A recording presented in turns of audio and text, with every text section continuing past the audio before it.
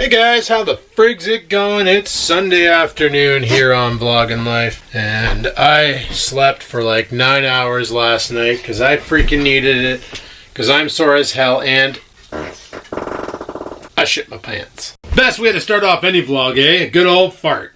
Because who doesn't like a good old fart? Well, there's nothing better than a fart. Anyway, I've been spending the whole weekend, Friday and Saturday anyway, helping a friend move, which has pretty much made it impossible to do any videoing. I figure while I'm down here, I'm going to try and wipe off this washer and dryer. I still haven't hooked up the washer and dryer, guys. Originally, the battle plan was my old washer and dryer. I was going to give it to a friend, but like hers broke, and she has ones like the ones I already have. And she's like, no, I'm gonna she got a job working at some restaurant, and she's gonna save up her tip money. She's a waitress. Save up her tip money to buy something a little newer that'll last a little longer. Because she's like, those old models, no clue how long they're gonna last, and so on and so forth. So she's like, you know what? We'll just hold off. Now, I ran these models. These here are a Maytag 2003. There's a part code on the back, like on the back here. You can see there's like serial tags. And on the back here, I couldn't find it the other day, but this plate here has serial numbers. It's not focusing on it. But I ran them to see exactly what year they were because I wanted to know. And they're 2003, and the manufacturing date was in March of 2003. So they're old. They're not exactly brand new. They're, still 16, going to be 17 years old. But my other ones, these bad boys here, my parents bought these back in 94. I thought it was 96. They bought them back in 94 and been using these puppies until I bought my house in 2006. And these are good old Kenmores. And when I bought my house in 2006, I had an old, I don't even know what brand it was. They weren't Kenmores. They were some knockoff model. And the problem was the washer didn't have a water turnoff, so you had to babysit it.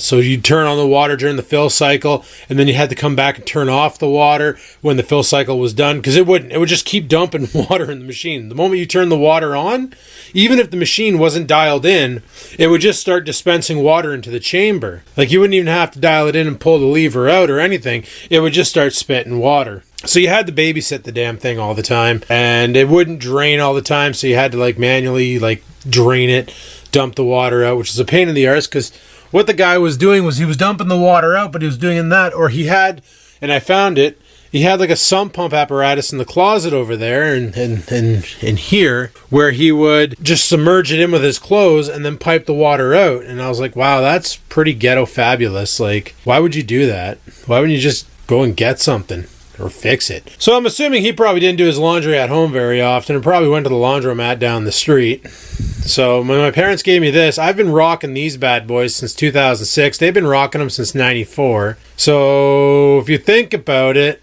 these sea suckers are like 26 years old. And they still go strong. They still do a fantastic job.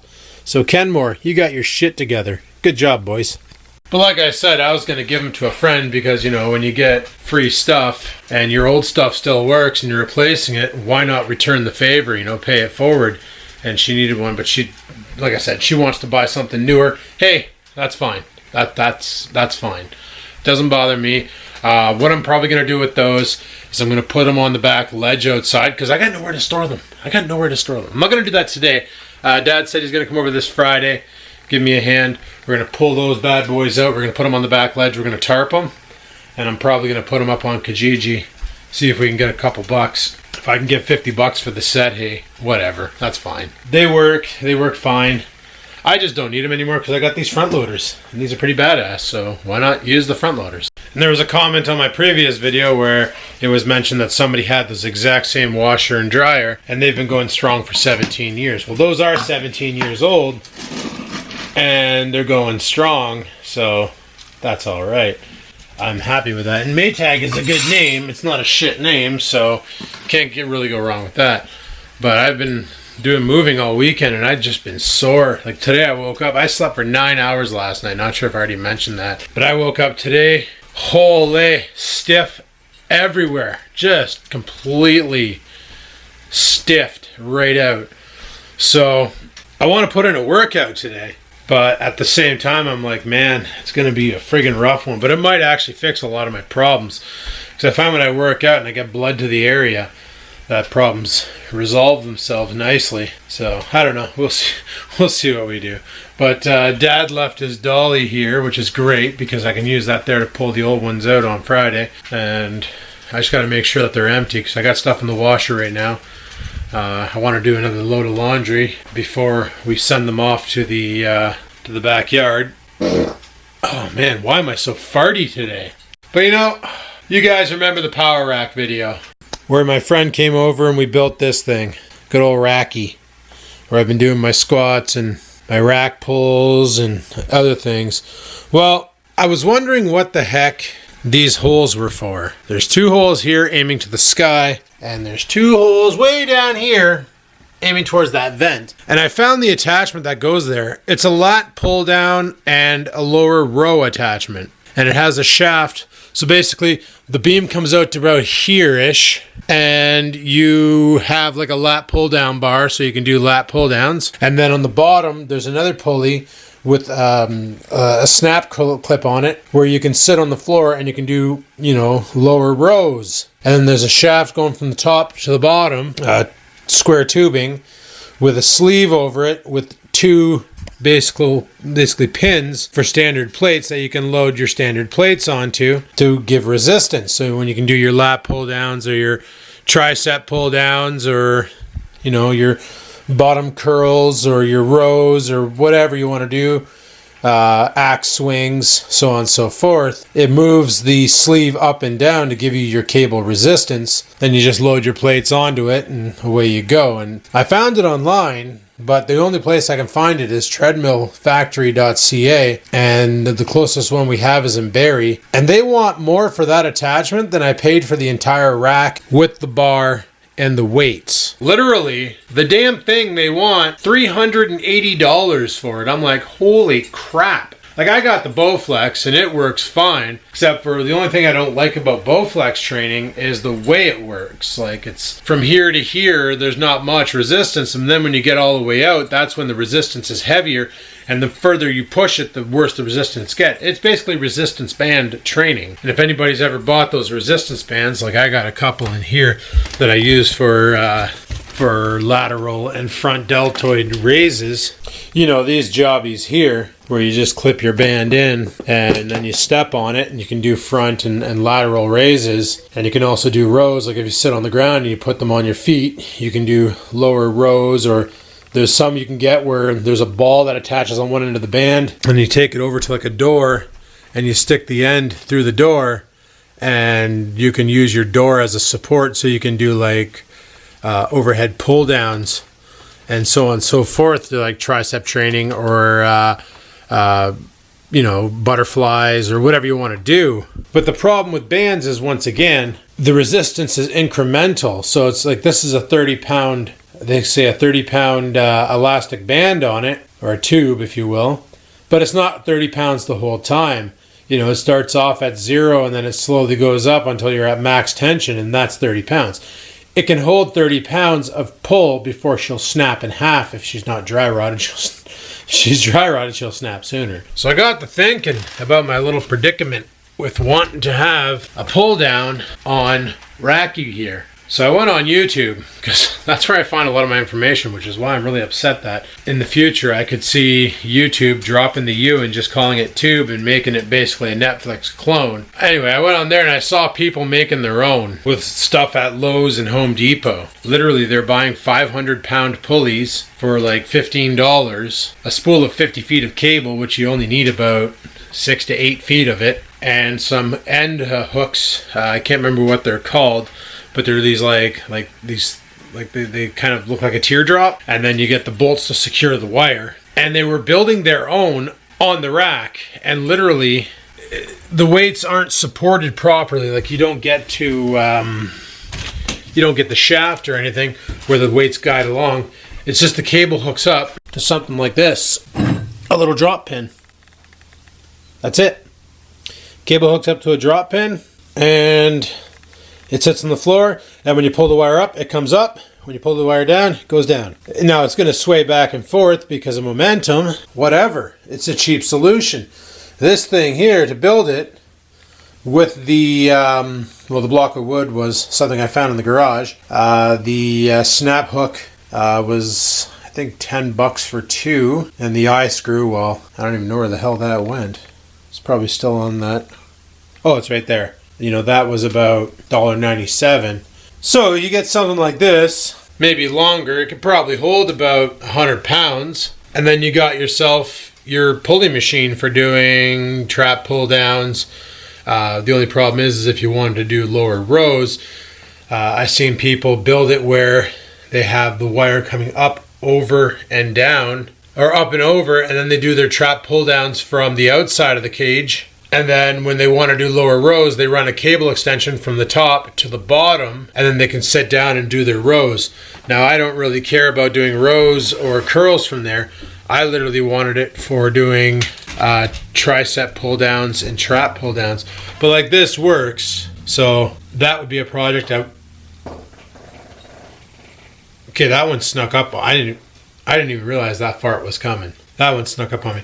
But I would just use that there for, I want to do close grip pull downs, which is hard on the Bowflex because as you can see, the pulleys, they're off to the side, which makes life a little difficult if you want to sit on the bench here and do pull downs. Now, I could always take this bench and try and finagle it in so I can sit down on this bench and do pull downs off one pulley with a single bar and go from there. But the problem is you put any substantial weight on this and you start pulling on it, the whole damn thing rocks because you're only applying pressure to one side and you're not sitting on the bench putting your weight down on it. And because unlike traditional workout machines, Bowflex bands or the bars or the rods, the power rod system, there's no weight in them because it's all tension weight. So literally this machine always weighs the same, whether you're bench pressing 30 pounds or you're bench pressing the whole rod system at 310. It doesn't matter. It's always the same damn weight. So if you're not sitting on it, that's extra weight that's not on it. So it's going to teeter-totter a bit. So I'm going to have to figure something out. And that's why I was thinking about doing that there. Now, I don't know when I'm going to tackle that project. Oh, yeah, and you probably saw I was painting around this mirror. This is something my friend got me for Christmas from her work. Pretty sweet, eh?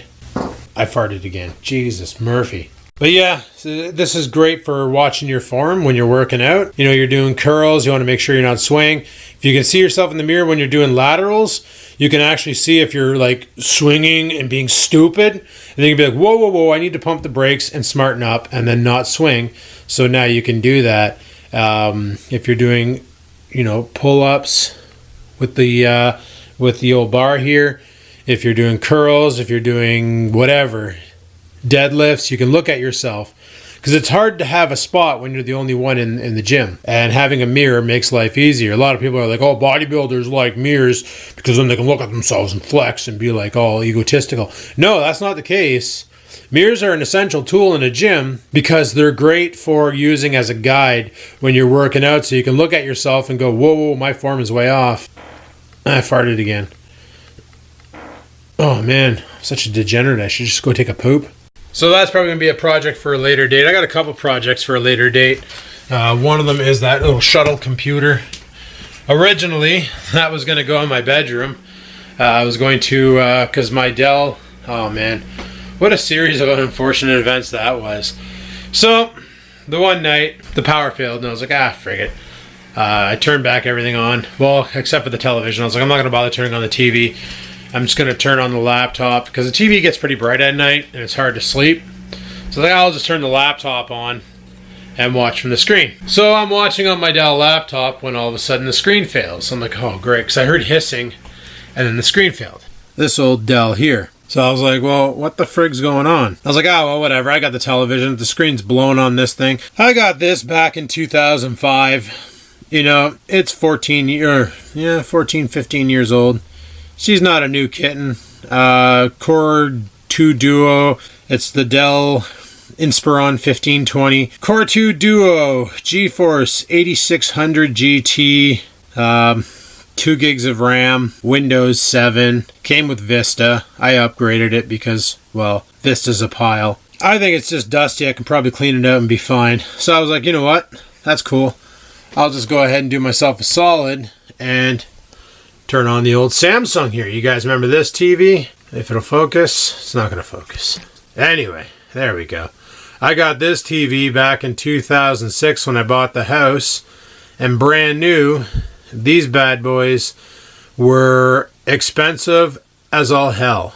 I paid $1,500 for a 32-inch flat TV in 2006, and now you can get them at Walmart for nothing. It's like the LG 32-inch in the other room.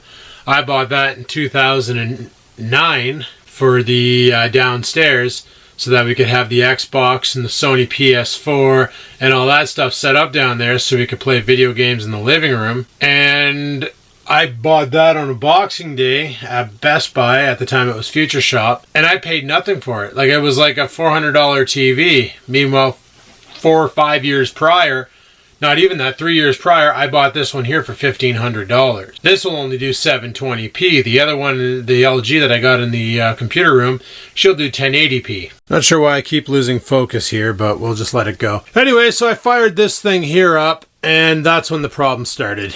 Sure enough, screen fires up, but just the backlights. The display had nothing. I'm like, what the hell? Turn it off, turn it back on, and the screen came up and everything was a mess. I was like, oh God, don't tell me when the laptop died that something blew out the friggin' port. So I was like, all right, well, whatever. So I went into the other room. I was like, well, I'll just go to bed. So I went to bed. I didn't even bother with television that night. I just went to bed. And the next day I decided I'm going to grab my old laptop, the Inspiron 7520. Put it in here because this one here is actually newer, and it has HDMI onto it. So I was like, all right, I'll hook up the HDMI port and plug it into the television, which I did. Set this here to the HDMI, well, turned it on, and I couldn't see the display. So I just kept hitting video, hoping it would come across the HDMI, and it wouldn't. And then all of a sudden, the display just stopped displaying, and I could just see the lights across the bottom and the lights across the top. Now, if you guys remember this panel, when I fixed it back in 2016, I can't remember your name, sorry, it was such a long time ago, but you sent me a box with 2 power boards in it because you work at a repair shop or whatever the case may be, electronic shop, and you sent me 2 power boards, and I stuffed one in there and got it going, and it had a scan line. It had a blue scan line right around here. Well, over the years, that got worse. I had a blue one here, I had a green one here, I had a red one over there, and I had another blue one coming down here. And they were slowly starting to appear more and more, and I just ignored it because it's just a bedroom TV. Who cares? Well, I'm pretty sure that was the signs that the panel was on its way out, and it finally shit the bed. So this TV, I priced out a new panel for it. To get one, I would have to buy an old TV. You know what? It's not even worth repairing. You can get a 32-inch TV like when they come on sale for like $98, $148. The new panel was going to cost me $200 plus, and it's coming out of a used TV. I was like, you know what? By the time it ships here, with the way that Purelators and couriers work, it'll probably be broken anyway.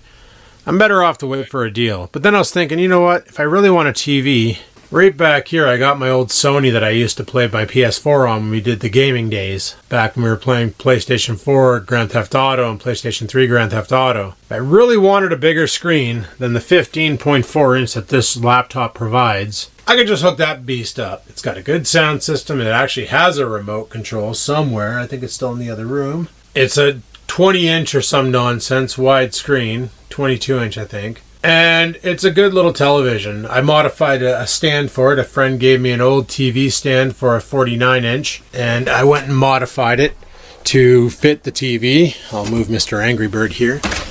Bye, cow. So yeah, using some metal and an old TV mount that's supposed to go to a wall. I modified a bracket to hold it because it didn't come with a TV mount because I bought it off of somebody who was addicted to meth for $20. So worst case, if I do want another TV, I could just hook up that one there. But the laptop does fine on its own. It's got a big screen. The display on that Dell is probably one of the best displays I've ever seen on a Dell.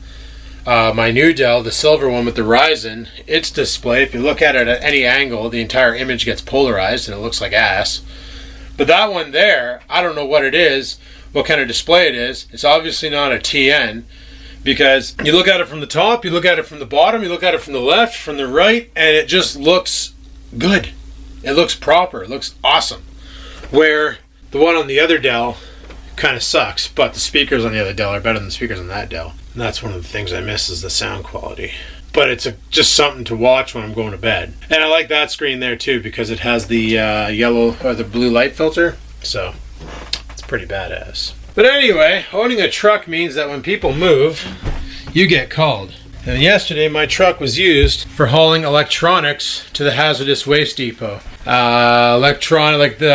had these old circa 1998 Sanyo TVs. They were CRTs. These old friggin' CRT monitors that were Daewoo. You guys remember Daewoo monitors? If you do, you're probably as old as I am, for crying out loud, because, man, they don't make those anymore. I think Daewoo quit making monitors and bought some Chevy blocks and made cars, and then they just folded and decided to quit. Okay, my history's probably wrong on that. Just play with this. It's funny. So we loaded up the box of the truck with all sorts of old electronics.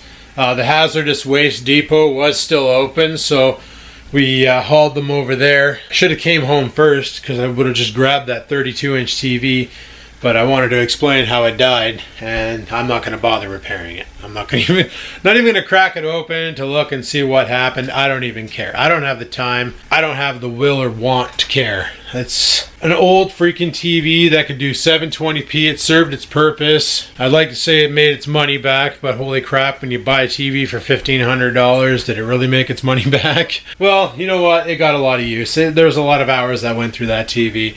You can say that I probably put enough hours into that TV to warrant the display failing. It held up good. A lot better than a lot of the newer Samsungs do. Let me tell you a little something about that. Like that 39-inch that I have in the computer room that my buddy gave me because it's fried.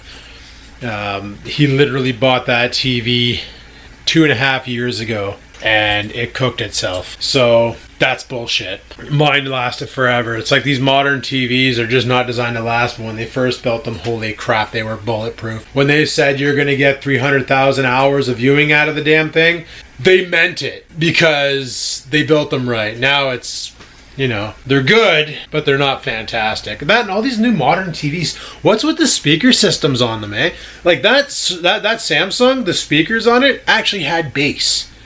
They actually had dynamic sound. They sounded good. You didn't need to go out and supplement a soundbar and a subwoofer. You could use the TV speakers, and they're actually really good. They actually produce some tasty ear sound. It's like that Element design that I have in the living room, that 4K 55-inch TV. Heaven forbid you try and play the sound through the speakers on that.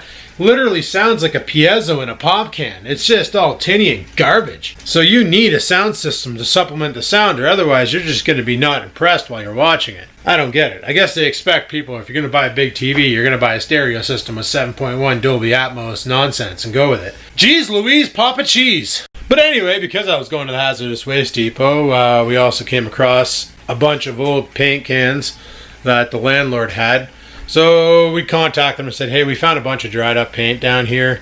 What are you doing with it? And he's like, oh, I kept meaning to dispose of it and stuff. And I said, listen, I'm going to take it for you. I'm going there anyway. I got a bunch of electronics. And he's like, yeah, sure. I regret doing that. Guys, we found so much paint. It was ridiculous. We had, like, when I was dropping it off there, we were 3/4 loaded onto the bin. And Buddy's like, I'm just going to let you know, you've already exceeded your maximum amount of fluids you're allowed to drop off today. And I'm like, what do you mean? He's like, you're only allowed 60 liters of fluids. And I'm like, so do you want me to come back? And he's like, no, it's the end of the day. Who cares? We'll just take it. So now I know in the future that if I'm going to be bringing any oils or anything to the hazardous waste depot, to not wait till I have a bunch, to make sure that I have under 60 liters when I drop it off, because otherwise they will not take it all. I was not aware this was a situation. But we discovered yesterday that they do not take vacuums. Don't know why. Vacuum's got a motor in it with copper, but they don't take vacuums. So they also don't take certain appliances like popcorn makers and stuff. So yeah. Anyway, I got to go out to the garage. And I'll show you the two vacuums I got out there, because some of you guys are collectors of antiques, and one of them is definitely a freaking antique. I remember my grandma used to use one of these. Alrighty, well, we're out in the garage. Oh man, yeah, look at that, isn't that fantastic? Using my car as a freaking shovel holder. Good thing I know how to respray it. Anyway, so this is one of the vacuums here. I think it's a Durabrand from Walmart. That fancy D looks familiar. They wouldn't take this. I don't even know if it works. Honestly, don't care. My Bissell's probably better. I also acquired this. It's a painting ladder, which is sweet because I've never had one of these where you can unfold it and climb up it. And I may use this here in the house to get up high enough so I can lift that lamp or remove that lamp and put a shorter light by the power rack so that I can do chin-ups and shit. But this is the vacuum here that I'm talking about. It's an Electrolux. As you can see, he has a bungee cord holding it shut. So I'm assuming the clip is shot. There was a model number on here. There it is. Here, let me flip the camera upside down, because I don't feel like flipping it upside down. So it's an Electrolux 2100 series. Not sure what the heck that dial does. No idea if it still works. Basically, I don't even know what the hell this does. I don't even know where the button is to turn it off and on. Oh, that comes off there. Okay, well, shit. Oh, there's the button, the power button. But it's got one of these jobbies. You know what? Let's plug it in and see what happens. All right. It still works. Holy shit. Like, I know a lot of people collect junk like this. I honestly don't know why, because to me it's just junk, but a lot of people collect junk like this. Look at that, even the power cable attacher works. Now, I think this is not a bagless. I'm pretty sure this thing here uses, I'm just going to take this bungee off, some sort of a bagging system now. Yeah, it definitely uses a bag. So, I don't know why there's a bungee cord on it, because it doesn't... Oh, is it split? But yeah, so you take this off, and I don't even know if they make bags. This is heavy as balls too. But it works. I don't understand. Like, is this a perforated bag? How the hell does it suck? Because there's your motor down there, the actual vacuum. Okay, I'm going to dispose of this. Actually, you know what? Let me get a good idea of what this is. Maybe they sell these bags.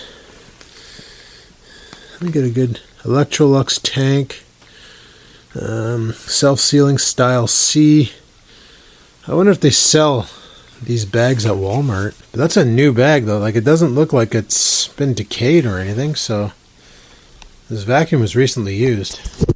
I don't know. I thought about maybe putting it on Kijiji for a couple bucks, but they wouldn't take it at the hazardous waste depot. Neither would they take that, or neither would they take all the crap that's in here, which is like old blenders and popcorn makers and an ice chipper. Yeah, an ice chipper. Throw ice cubes into it and it makes it into slush. So they didn't want any of the metal in there. So they said no, that you can just put in a bag and put it at the side of the road and send it to the dump. Same with these vacuums. Oh man, I just farted again. Well, there's nothing better than a fart. So, garbage day is on Thursday. I'll dispose of that stuff. I don't know. I might post that vacuum on Kijiji and see if somebody bites. Maybe somebody will want it. 20 bucks. Hey, it works. Like, it actually fired up, so that's kind of cool. Didn't think it was going to go, but it did, so that's a thing. Anyway, I got some BJ in a can here. I was debating on cleaning out that BJ in a can. You know? Compressed air in a can. I call it BJ in a can because I'm weird. So that's what I've been up to my whole weekend, was helping a friend clear out their shit. And let me tell you, you get a lot more sore using functional strength than you do using gym strength, because you're going a lot longer and you're doing a lot more different lifting, especially when you're going into a crawl space that's only 4 feet tall and you're 6'2". It's not fun when you're hobbled over duck walking shit around. Let me tell you a little something about that. But anyway, people, how was your weekend? Hopefully you had a good one. Hopefully everything was awesome and fun and exciting on this January the 5th. where it's not even that bad of a weather outside. Like, it's friggin' ridiculous. Last year, January 5th, I'm pretty sure my pipes froze.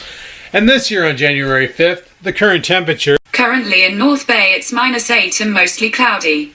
Yeah. Today, it'll be -8. partly cloudy, with a forecasted high of -7 and a low of -10. Like... Due to current wind conditions, it feels like she it's just never -13. shuts up. Never shuts up. Just keeps going on. Yeah, it feels like -17 when the wind's blowing. I thought about going down to play some Pokemans today, but I decided against it. Because of the -17 wind chill and the fact that Lee Park literally is right off the lake and the wind would be brutally cold. And the trails are not exactly, our walking path is not exactly maintained. So it'll be an ice path that would really be very slippery. Anyway, thought I'd bring you guys up to date to what's happening on the weekend. So did some cleanup for a friend, acquired some new gear, and yeah, that about sums it up for me. So hopefully you enjoyed watching the video. If you did, click that like button. Any questions, comments, concerns, down below they go. And until next time, people, fast long, lift heavy, eat big, and peace the frig out.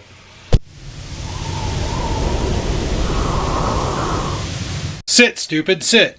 Good dog.